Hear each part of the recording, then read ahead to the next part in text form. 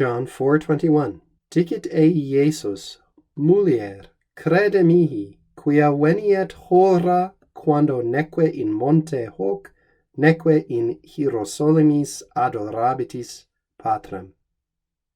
Jesus says to her, "Woman, believe me that the hour is coming when neither in this mountain or on this mountain, nor in Jerusalem will you worship the Father."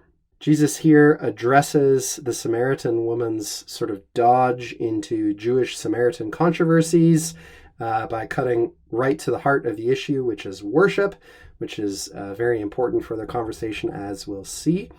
The Latin is relatively in keeping with what we've seen throughout this whole conversation. Ei with dicit, he says to her, and then we've got to begin the quotation here. Mulier, crede mihi, quia veniet hora, etc., all the way until the end. That's where we should end the quotation. Believe me, in Latin, very often, believe in me or believe me with the dative case of the personal pronoun. One might also say trust me, trust in me. That, with respect to this statement I'm going to make, that, not since, as often in classical Latin, but here introducing, as so often in later Latin, indirect discourse or oratio obliqua.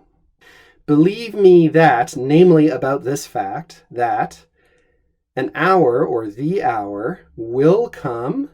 Here's a good advertisement for being very alert to those subtle future forms in the third and fourth conjugations. We're not going to have that nice be or bi infix that we have, that you can see down there with adorabitis, which is a first conjugation verb. And we also see that clear marker of the future tense in the second conjugation. But for third and fourth conjugation, you've got to look out for that E. That's the difference between venet and veniet. The hour will come when quando here really means the hour will come at which, in that hour, the hour when, neither on this mountain, hoc monte, we talked about the syntax of that in the last passage. Hoc, again, maybe more commonly we'd expect after in, but it does just fine here where it is.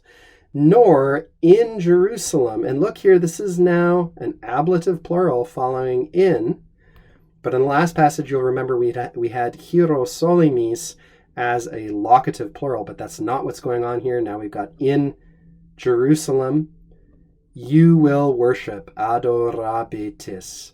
Second person plural, you all, he's not just speaking to the Samaritan woman here, but you all, meaning the Samaritans as a group, adorabitis, you will worship the Father, Patrem, that is God the Father, the Almighty, in Jerusalem.